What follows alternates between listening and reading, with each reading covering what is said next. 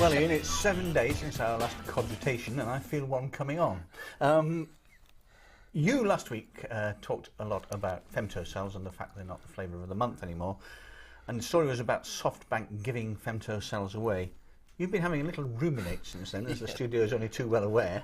What's it all been about? Yes, I have. Yeah, I've been cogitating on that for the last week or so, Martyn. You're absolutely right. So, and I had a bit of an idea. So, I mean, people are welcome to fill in the little box at the bottom of the screen there and then let us know what you think. But here's the idea.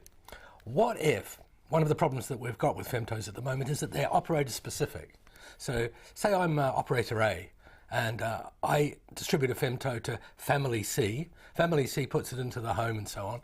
One of the members of Family C are actually with operator B, not with operator A, and it means that you can't use the Femto for both members of the family and so on, which is okay up to a certain extent because it means that operators are, you know, servicing their own clients, I suppose, and giving a reason why you might want to move the rest of the family over to it. But think of it the other way around. Remember how banks do automated teller machines, ATM, hole in the wall? What they have is a group of banks who get together, they all share the cost of distributing those ATMs across all the banks, put them all up and down high streets and in airports and in places where people are. And it doesn't matter which bank you go to and which bank you belong to, you can use all the teller machines, the automated teller machines yourself. And why not have that model for Femtos so that the Femtos go out, maybe distributed by an independent third party, and they can pick up the cell phone traffic from any of the participating carrier people that are using those cell phones. So it would work really well in offices where people have different cell phones from different operators, and it would also work well in the home where people are going to have different operators on their cell phones too. And as in the Japanese example, if they're open Femtos, it means that people moving past the house or the office would also be able to use those Femtos. Clever idea. Anybody doing it yet? Well, probably they are, and I just haven't heard about it. But, you know, bring it up as a conversation. Let's see what people feel. So, Martyn, there's been a few Nokia developments. I understand that, at long last, they might be starting to understand that they are challengers at the top end of the smartphone. The daylight of reality is starting to strike them up there in the Nordic gloom.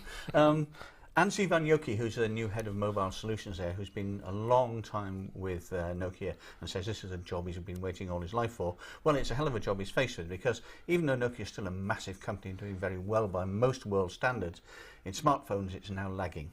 And he's admitted that they are a challenger, and he says we're going to focus everything we can on smartphones. And they're putting all their eggs in two baskets, really. They're going for Symbian and the MeeGo Linux platforms, and they're ignoring Android altogether. They say they have no plans to produce Android phones whatsoever. Because that was a rumour recently, wasn't it, that they may be considering it. And, you know, to be honest, I'm sure they're considering it all the time and having discussions about who they're going to support all the time. It'd be mad if they weren't. Indeed, but you see, Android is a big deal. They obviously decided for the moment, at least no plans, yeah. But, you know, never say never again sort of thing. They're not going to do it, but it'll be interesting to see where they go. But it's fascinating to see that they do understand that they are now challenging in this. They got very sloppy. A lot of the stuff, you can read some of the blogs about some of their phones from some serious bloggers in the States. They've been just hauling over the coals for being useless. And Vanjoki admitted as much. He said, our favourite blogger, this guy out in the States, we'll get him back on side. Well, he's going to have to try hard, because this guy's really been giving him a kicking. Yeah, and I believe he went to Android as well. He's yes, he did. He changed code completely. Yes. They're banking everything in the short term on these new N8 smartphones, which they are saying are entertainment powerhouses. Well, you know, can you just imagine opening the box in anticipating and getting a phone and find you've got an entertainment powerhouse? I'm not sure that people necessarily want that. People want to know what they're getting, and too many bells and whistles, too many this, that and the other puts people off. Some of these phones, the functions on some smartphones, many of them are never used. They're just too complicated to use and too difficult. And, you know, getting that balancing act's right. But what Nokia did was they fell behind, and the Far East took over on the smartphone front, and now they're having to crawl back up the greasy pole. It could take a while. Also, Ian, you've been conferring with a brother hack this week from a rather larger organ than ours, as if that's possible. The Daily Telegraph, one of the most famous of all British newspapers, broadsheet. They've done a brilliant job in aligning themselves with the internet. What's been going on? Yes, that's right. I went to Cloud Computing World Forum, and we interviewed a guy called Toby Wright, who was the kind of techno brains at the Telegraph Media Group, I think it's called. But anyway, it was interesting because this is a guy who's, or a group, or I should say a company, which has really grasped the idea of cloud services. A lot of companies, when you go onto these things, people, they sort of hedge their bets. Oh yes, we think there's a bit of hype, we think this, we think that. But at the Telegraph, they've not only grasped it, they've used it to transform their business. So everything from now has gone out to services, things that they used to do in-house, like email and collaboration software, customer relationship software, everything. And interestingly, a bit like us, they do a lot of video off the website and so on. They put all of that out too. They've basically outsourced everything they can, and from now on everything will be outsourced. And the reason, of course, is that it gives you focus. This is the thing that people really need to grasp about cloud services, that instead of being the IT department, the people that go, oh, hello, turn it off and then turn it on again, you become, instead of a firefighter, or as Toby says, instead of just concentrating on keeping the lights on, keeping the machines up and making sure everything works, you become a kind of strategic powerhouse. You work in the business and you work out where you're going to go technologically and who you're going to use to do it. So your whole job changes as an IT person within a company like the Telegraph, and it enhances. So everybody's a winner. The things work much better. It means that the company can be much more proactive.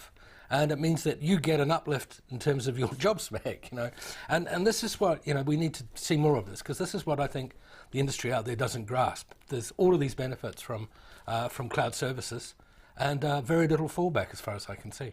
So basically what the Telegraph has done then is bring itself into the modern age, and it's now, number 3 in Britain in web services and website? I think it's pretty much up there with The Guardian and with the BBC. I think they get about 8.5 million unique users per month, which is pretty substantial. That's a good proportion of the entire population, in fact. So, Martyn, I know you hate football, and I know Matron's got a bit of a downer on it too, because, the last time we tried to play it up and down the ward, you remember what happened. Windows were broken. Yes, I do remember that. Not just there was that. Trouble. There was trouble the next day. There was trouble the next day, exactly. But you've got a good news story on football, I understand, for a change. Well, everybody here knows how much I detest football, and we've long last coming to the end of the World Cup.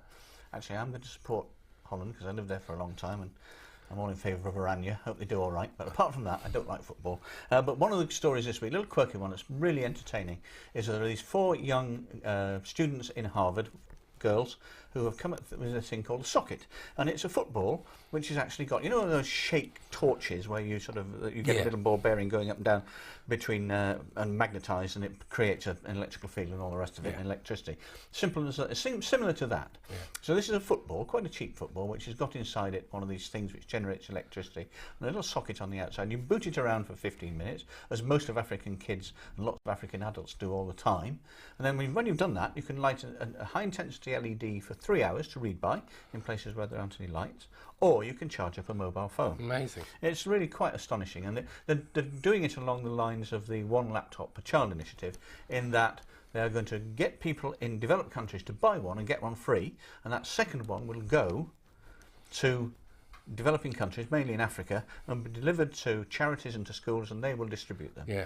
And it's a really good story. I mean, I have seen with my own eyes kids playing football with a goat's head in Morocco. So they are football mad, and they really love it. And this is a great little idea. It's a very, very sweet idea, and all in favour of it. And the more publicity they can get, the better, I think. All power to them. It's a bit of a follow-on from our bicycle dynamo story the other week, too. It was very similar. All these sort of things are out there, aren't they?